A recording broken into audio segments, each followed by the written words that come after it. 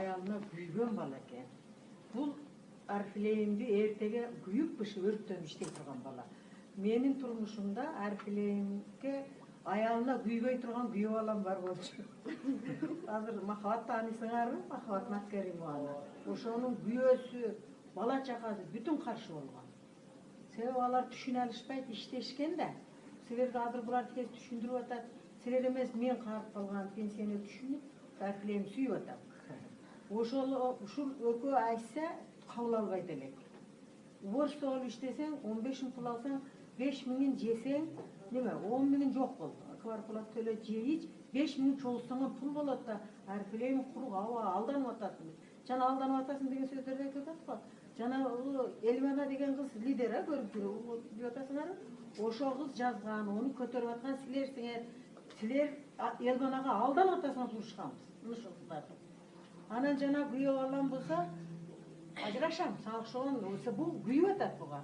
Ал ажырашам керек, 5 баласы бар, небере көрдү. Кереги жок, сен арфилейимде эле жүрөсүң, жоокат убагында бышырбасак. Же тапкан пулуң жок деп. Булар убагында жакшы пул таба албай байгынтып жүрдү да, азыркыларды мен карап отурсам, былтыркы кыздар быйыл пул тапканын билишип атат. Булар түшүнө албай, анда арфилейим анчалык кыргыздар берди Анда акча аз болчу, акча. Түшүндүрүүчүлөр да аз. Өздөрү түшүнө албай, акчасы да аз. Ошентип кыйналчылыкты өткөргөн. Анан ошондо күйөөсү ошентип айтып аткан.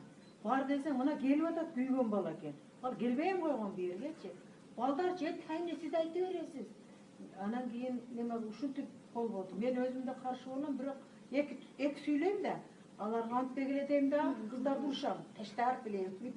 Алар турушуп кетпесин деп сүйлөйм. Анан эми кечээ былтыркы келгенимде түшүнө баштадым мен.